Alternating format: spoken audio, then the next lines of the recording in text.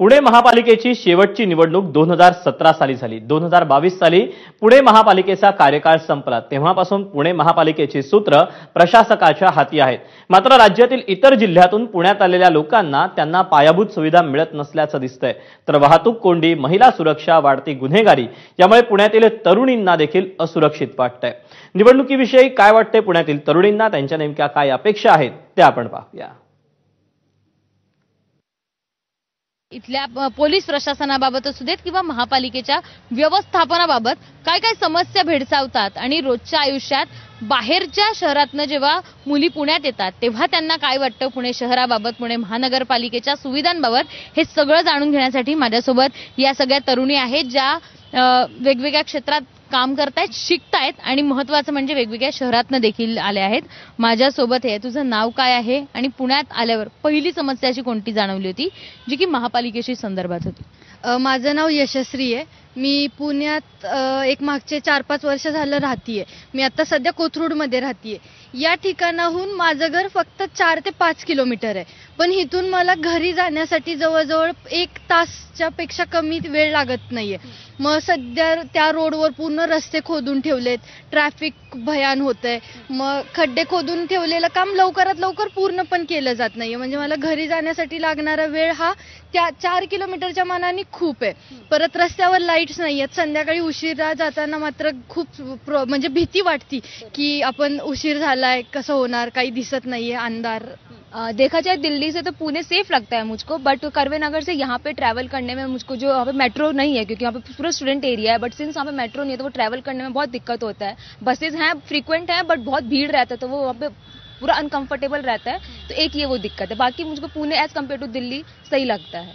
वसतिगृहाची मला असं वाटतं की महापालिकेने जरा लक्ष देऊन आणि तिथे बांधकाम वगैरे करावं सार्वजनिक, आणि मुलींच्या वॉशरूमला घेऊन महिलांसाठी असुरक्षितता हा मोठा प्रश्न उपलब्ध होतो। कारण की कुठे गेलं तरी इतके घाण आणि दुर्गंधी असणारे वॉशरूम्स आहेत, म्हणजे त्याची साफसफाई म्हणजे एकदा बांधलं की ते सोडून देतात असे वॉशरूम्स आहेत। महिलांना बाहेर गेलं की वॉशरूमला जाण्याची सोय नाहीये, काही नाही, तर मग महिलांनी काय करायचं हा मोठा प्रश्न आहे। तर महापालिकेने याच्यावरती लक्ष द्यावं असं मला वाटतं। मी रोज PMTने येते आणि जाते, पण यामध्ये प्रॉब्लेम असा आहे की पायी चालायला पुण्याचे फुटपाथ नक्कीच खूप चांगले आहेत। म्हणजे मी त्या गोष्टीला अप्रिशिएट करेल की खूप मोठे फुटपाथ आहेत, पण ते असल्यानंतर सुद्धा मध्ये बॅरिगेड्स असतात, मध्ये पोल्स असतात, लोक गाड्यामध्येच पार्क करतात।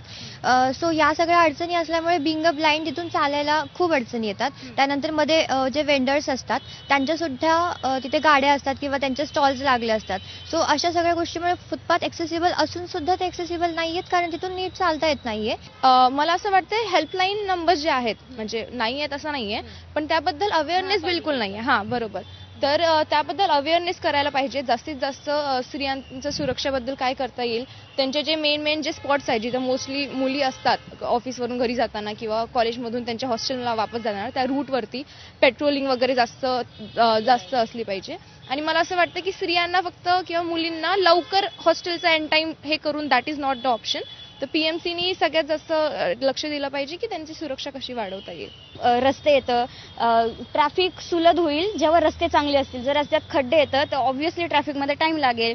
अजून एक सुरक्षेचा मुद्दा आहे की मी लहानपणीपासून राहते पुण्यामध्ये, पण मला सेफ वाटतं, पण कधी कधी जसं आपण न्यूज पाहतो की कोयता गँग असेल किंवा मुलींसोबत जसं आता इकडे स्वारगेटला त्या मुलीसोबत रेप केस झाली, तर मला पण असं फील होतं की अरे माझ्यासोबत झालं तर, म्हणजे जी इन्सिक्युरिटी येते की अरे आपण राहतो पण आपल्यासोबत पण होऊ शकतो। लायब्ररी पण हवी आहे मुलांना कुठेतरी अभ्यास करण्यासाठी। लायब्ररी अशा ठिकाणी की जरा शांततेच्या ठिकाणी लायब्ररी, त्यासाठी महापालिकेने जरा द्यावा, कारण पेठेमध्ये खूप सारे लोक स्पर्धा परीक्षांचा अभ्यास करतात किंवा आमच्यासारखे जरी विद्यार्थी म्हणले बाहेरून आले त्यांना अभ्यासासाठी कुठेतरी ठिकाण हवं ना।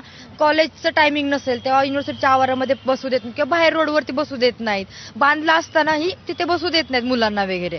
तर मग उद्यानामध्ये ज्या मुलं अभ्यासात तिथेही उद्यानामध्येही लक्ष दिलं जात नाहीये, उद्यानामध्ये मुलांना अभ्यासाला बसू देत नाहीये, झाडे तोड केली जाते। त्याच्यामुळे महापालिकेने जरा लक्ष देऊन मुलांसाठी अभ्यासिका वगैरे चालू करत असं मला वाटतं। जर दिवसातले म्हणजे जर 4 तास लिटरली फक्त ट्रॅव्हलिंग मध्ये जातात तर traffic is a very big issue असं मला तरी वाटतं।